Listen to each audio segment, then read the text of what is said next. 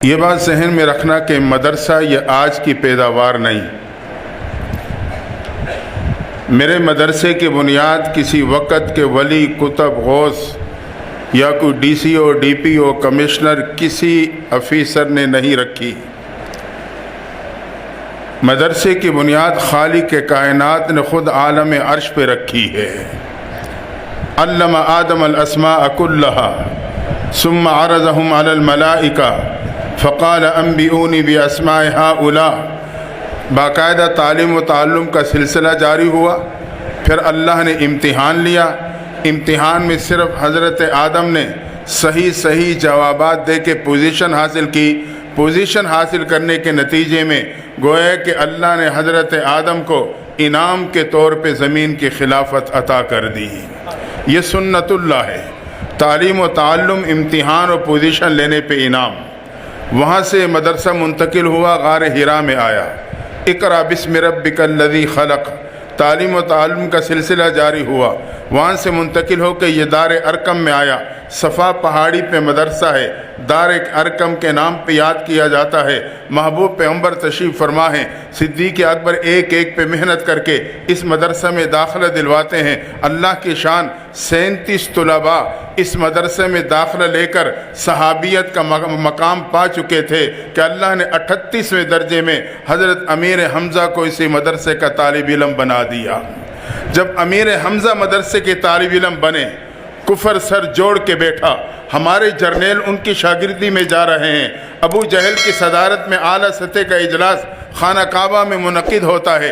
مشورہ ہونے لگا مدرسے کا راستہ کیسے بند کیا جائے، قرآن کی تعلیم کو کیسے ختم کیا جائے۔ ہمارے جرنیل ان کی شاگردی میں پہنچ رہے ہیں۔ مشورہ ہوتے فیصلہ یہ ہوا کہ مسلمانوں کے پیغمبر کو قتل کر دیا جائے۔ اللہ کی شان ذمہ داری عمر کو سونپی گئی۔ عمر تلوار لے کے اسی ارادے سے مدرسے دار ارقم کی طرف بڑھنے لگے۔ ایک صحابی رسول جو ایمان لا چکے تھے لیکن مخفی رکھا ہوا تھا، ابتدائی اسلام میں اس کی گنجائش کسی درجے میں موجود تھی، وہ آگے بڑھ کے عمر کا راستہ روکتے ہیں۔ روک کے کہا عمر اس حالت میں کہاں جا رہے ہو؟ عمر نے کہا مسلمانوں کے پیغمبر کو قتل کرنے چلا ہوں تاکہ قرآن و مدرسے کا راستہ، محنت ہمیشہ کے لیے ختم ہو سکے۔ صحابی دل ہی دل میں تڑپ گئے۔ کہا عمر پہلے گھر جا کے اپنی بہن کی خبر تو لے لینا، وہ بھی مدرسۃ البنات میں داخلہ لے چکی ہے۔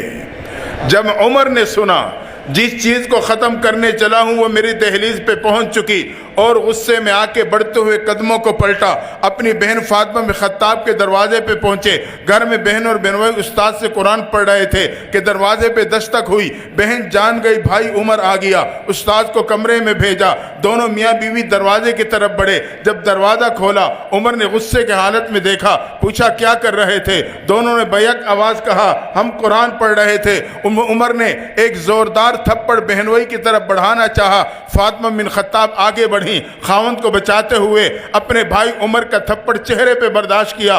عمر کا تماشا اور تھپڑ تھا جب بہن کے چہرے سے ٹکراتا ہے، بہن زمین پہ گرتی ہے، چہرہ فرش سے ٹکراتا ہے، لیکن ہمت کر کے اٹھ کے آگے بڑھ کے کہنے لگی عمر یاد رکھنا جس خطاب کا خون تیرے جسم میں ہے اسی خطاب کا خون میرے جسم میں ہے۔ تو میرے جسم سے جان تو نکال سکتا ہے مگر قرآن کی محبت نہیں نکال سکتا ہے۔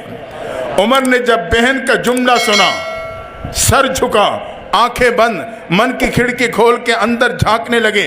زمین نے جھنجھوڑا عمر کیوں انتقام پہ اترتے ہو، کیوں تعصب پہ آتے ہو، کیوں غیروں کے پروپیگنڈے کا شکار ہوتے ہو؟ مدرسے کا دروازہ کھلا ہے، قرآن کی درسگاہ کا دروازہ کھلا ہے، خود اندر جا کے دیکھ سکتے ہو ان کا نصاب تعلیم کیا ہے، ان کا انداز تعلیم کیا ہے۔ اور یہ مدارس والے یہ تو کردار کا درس دینے والے امن کے داعی ہیں۔ زمین نے جھنجھوڑا تو عمر نے آنکھیں کھولی، سر اٹھایا، سامنے کھڑی بہن سے کہنے لگے اچھا بہن مجھے بھی تو سناؤ کیا پڑھ رہے تھے؟ بہن نے قرآن سننے کے آداب بتلائے۔ بھائی پاکی حاصل کرنے چلے گئے۔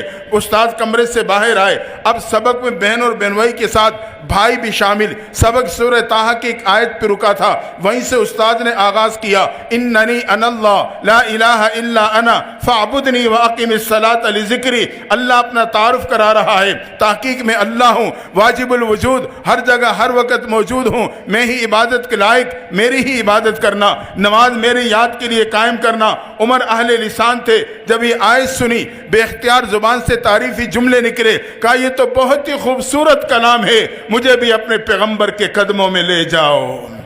یہ سننا تھا.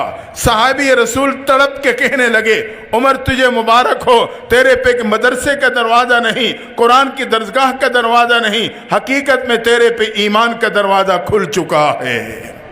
اگر آج ہم اور آپ اپنے اور اپنی نسلوں پر اس دینی درسگاہ, قرآن کی درسگاہوں کے دروازوں کو کھلا رکھیں گے تو اللہ اس پرفتن دور میں میرے نسلوں کی ایمان کی حفاظت فرما لے گا. عمر پہنچے مدرسے دار ارقم کے دروازے پر, دستک دی. گیٹ پہ کھڑے صحابی نے جھانک کے دیکھا, چہرے پہ پریشانی کے آثار آ گئے. امیر حمزہ نے وہیں سے دیکھ کے بھانپ لیا, اٹھے گیٹ کے پاس کھڑے ساتھی کے پاس آئے. کون ہے دروازے پہ دستک دینے والا؟ کہا عمر ننگی تلوار ہاتھ میں لیے مدرسے کے دروازے پہ دستک دے رہا ہے. امیر حمزہ نے کہا ہٹو, دروازہ میں کھولوں گا. اچھی نیت سے آئے ہیں خوش آمدید کہوں گا, بری نیت سے آئے ہیں اسی کی تلوار سے اس کا سر قلم کر دوں گا. حضرت امیر حمزہ آگے بڑھے, مدرسے دار ارقم کا دروازہ کھولا. جیسے ہی دروازہ کھولا عمر نے نگاہیں اٹھائی تو امیر حمزہ کے چہرے سے ٹکرا گئی. عمر نے اٹھی ہوئی نگاہوں کو جھکا لیا. امیر حمزہ نے بھانپ لیا, انہوں نے اپنے جمے ہوئے قدموں کو ہٹا لیا. عمر نے قدم بڑھائے, صحابہ نے راستہ دے دیا. عمر بڑھتے ہوئے محبوب کے قدموں میں جا کے بیٹھے, چہرے انور کو دیکھ کے کہنے لگے اللہ کے نبی مجھے کلمہ پڑھا دو. یہ سننا تھا. تاریخ اسلام کا سب سے پہلا موقع ہے, مدرسے دار ارقم کی فضا نعرے تکبیر سے گونج جاتی ہے. صحابہ نے اللہ کی عظمت کو بیان کر دیا, اللہ کی کبریائی کو بیان کر دیا کہ عمر بھی ایمان کے دامن میں آ چکا ہے. وہاں سے مدرسہ منتقل ہوا. مسجد نبی میں باقاعدہ اس کا قیام ہوا, جہاں مسافر طلباء کا بھی انتظام ہوا. مسجد نبی, مدرسہ صفہ, وہاں مسافر طلباء کا بھی انتظام کیا جاتا ہے. پھر یہ مسجد نبی کا تنور درخت اللہ نے اس کی شاخوں کو پوری کائنات پہ پھیلا دیا. آج یہ ادارہ اس عمارت کا نام نہیں, حقیقت میں مسجد نبی کے اس تنور درخت کی شاخ کا سایہ ہے جو اللہ نے اس مسجد مدرسے کی صورت میں آپ کے اس علاقے پہ ڈال دیا ہے. اگر ہم اس شاخ کے سائے کے نیچے جمع رہے, قیامت کے دن اللہ مجھے اور آپ کو عرش کے سائے کے نیچے جمع فرما دے گا.